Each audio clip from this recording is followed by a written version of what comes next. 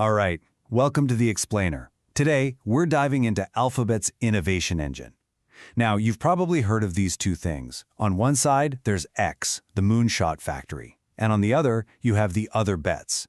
They might sound kind of similar, but they're actually two pieces of a really clever system for building the future. Let's break down how it all works. So, when you think of Google, what's the first thing that pops into your head? For pretty much everyone, it's this. A clean, simple, powerful search bar. This is the engine that built an empire, right? It's the front door to the internet for billions of us. It's familiar. It's safe territory. But behind that simple search bar, Alphabet is building a future that feels like it's straight out of science fiction. Seriously. We're talking about cars that drive themselves, drones that can deliver packages right to your door, and even smart contact lenses that could, monitor your health. Wild stuff. And that brings up a really big question, doesn't it? How does one company manage to run the world's biggest search engine and, at the same time, invent the future? Well, it all comes down to understanding the difference between two key ideas: X, the Moonshot Factory, and the other bets. Let's get into it. Okay, let's start at the very beginning, inside the factory. This is where those radical ideas are born. It's called X, the Moonshot Factory, and you can think of it as Alphabet's special lab for audacious, world-changing ideas. The goal here isn't to make small tweaks or minor improvements. No. This is about trying to solve huge global problems with technology that might not even exist yet. And when you really look at the mission of X, you get a feel for its unique DNA. The goal? Solve a problem for 1 billion people. The method? Build some truly radical, sci-fi-level tech. The whole environment is built for speed and experimentation, encouraging rapid prototypes and, honestly, a lot of failures, all to learn as quickly as possible. This is the place that gave birth to projects like Waymo, Wing, and even the now-retired Loon project.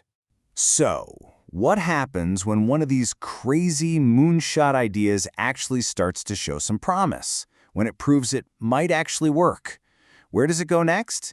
Well, it graduates into Alphabet's portfolio of bets. And this is where that term, other bets, comes in. Now, it's not a single place or project. You have to think of it as a formal category. It's a collection of separate, independent companies that live alongside the core Google business, but are still owned by the parent company, Alphabet. Now, the key thing to get here is the separation. This structure was designed on purpose to give investors a really clear view of what's going on with Alphabet's long-term speculative ventures. The portfolio itself is incredibly diverse. I mean, you've got everything from biotech to autonomous driving, and here's a little brain bender for you. The Moonshot Factory, X, is technically also considered one of the other bets. Okay, so this is where it all clicks together.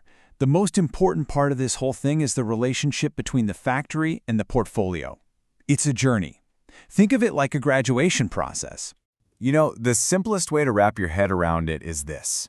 X is the main pipeline for creating new other bets. It's a system designed to take these wild ideas, protect them while they're in their riskiest phases, and then get them ready to stand on their own 2 feet. And that journey follows a pretty clear path. It all starts with a radical idea inside X. From there, it gets put through the ringer. Rigorous development, prototyping, and testing. If, and believe me, this is a huge if, it survives all that and proves it could become a real business, it graduates. It spins out of the factory and officially joins the other bets portfolio as its own independent company. Waymo is the perfect example of this whole process in action. The self-driving car company wasn't just born overnight. It started way back in 2009 as a super-secret project inside X. It spent years in development inside the factory, hitting key milestones. Then, in 2016, it was finally mature enough to graduate, becoming the independent company Waymo. And today, it's a star player in that other bets portfolio. So when you put all of these pieces together, you start to see this really elegant, grand strategy taking shape. It really is all about making bets on the future. So let's put it side by side. Nice and simple.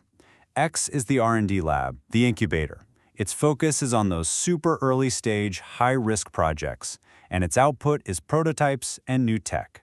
The other bets, on the other hand, that's a portfolio of actual companies. Their focus is on becoming mature, long-term businesses, and their output, well, it's products, services, and eventually, revenue. But why does any of this matter? Why go through all this trouble? Well, because this structure is basically a brilliant protection mechanism. It creates a safe harbor, a greenhouse for radical ideas, shielding them from the constant crushing pressure for immediate profits.